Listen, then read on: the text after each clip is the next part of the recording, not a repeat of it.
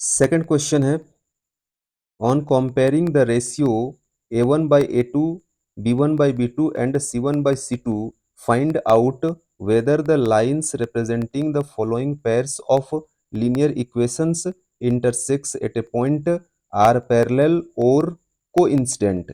नीचे जो भी क्वेश्चंस दिए गए हैं हमें a1 by a2, b1 by b2 और c1 by c2 को कंपेयर करते हुए हमें ये बताना है कि दो लाइंस एक पॉइंट पर इंटरसेक्ट करते हैं या फिर पैरेलल है या फिर कोइंसिडेंट है। नंबर 2 का एक नंबर का क्वेश्चन है 5x minus 4y plus 8 is equal to 0। वहीं 7x plus 6y minus 9 is equal to 0। यहाँ पर 5a1 है, माइनस 4b1 है और 8c1 है, 7a2 है, 6b2 है और माइनस 9c2 है। तो सबसे पहले लिखेंगे a1 बाई a2। यहाँ पर a1 5 है और a2 7 है तो बराबर में लिख देंगे 5/7। फिर b1 बाई b2 लिखेंगे, b1 माइनस 4 है और b2 6 है तो बराबर में लिख देंगे -4/6। फिर c1 बाई c2 लिखेंगे, c1 8 है और c2 -9 है तो इक्वल्स टू में लिख देंगे 8/-9।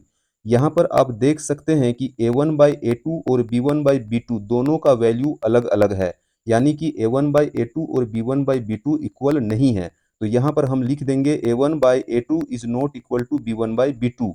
जब a1 by a2 b1 by b2 के इक्वल नहीं होता है तो इंटरसेक्टिंग लाइंस होते हैं। तो यहाँ पर हम लिख देंगे intersect at a point. Next question है 9x plus 3y plus 12 is equal to 0, 18x plus 6y plus 24 is equal to 0। तो सबसे पहले लिखेंगे a1 बाई a2। यहाँ पर a1 9 है और a2 18 है तो इक्वल्स टू में लिख देंगे 9/18। 9 एक बार में कैंसिल हो जाएगा और 18 दो बार में कैंसिल हो जाएगा, इक्वल्स टू में लिख देंगे हाफ। फिर लिखेंगे b1 बाई b2। यहाँ पर b1 3 है और b2 यहाँ पर 6 है तो इक्वल्स टू में लिख देंगे 3/6।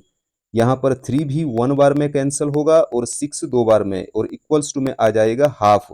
ठीक इसी प्रकार c1 बाई c2 बराबर भी आ जाएगा हाफ। तो यहाँ पर आप क्लियरली देख पा रहे हैं कि a1 by a2, b1 by b2 और c1 बाई c2 तीनों ही हाफ आया है, यानी कि तीनों ही इक्वल है, तीनों ही बराबर है। तो यहाँ पर हम लिख देंगे a1 बाई a2 बराबर में b1 बाई b2 बराबर में c1 बाई c2।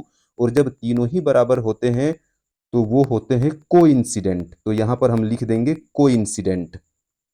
नेक्स्ट है 6x minus 3y plus 10 is equal to 0, 2x minus y plus 9 is equal to 0। सबसे पहले लिखेंगे a1/a2। यहाँ पर a1 6 है और a2 2 है तो बराबर में लिख देंगे 6/2। 6 3 बार में कैंसिल हो जाएगा और 2 1 बार में तो इक्वल्स टू में आएगा 3। अब b1/b2 लिखेंगे। यहाँ पर b1 -3 है और b2 -1 है। यहाँ पर कुछ भी नहीं है, मतलब y का जो कोफिशियंट है वो -1 है तो यहाँ पर लिख लेंगे b1/b2 is equal to -3/-1। Minus minus cancel करेंगे तो आएगा 3।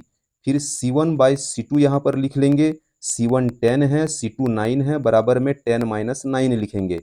यहाँ पर अब देख पा रहे हैं कि a1 बाई a2 और b1 बाई b2 दोनों ही बराबर है, लेकिन c1 बाई c2 अलग है।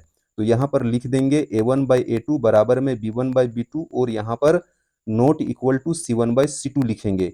जब b1 by b2 a1 by a2 के इक्वल तो हो बट c1 बाई c2 के इक्वल न हो तो ये पैरेलल लाइंस होते हैं। तो यहाँ पर हम लिखेंगे पैरेलल।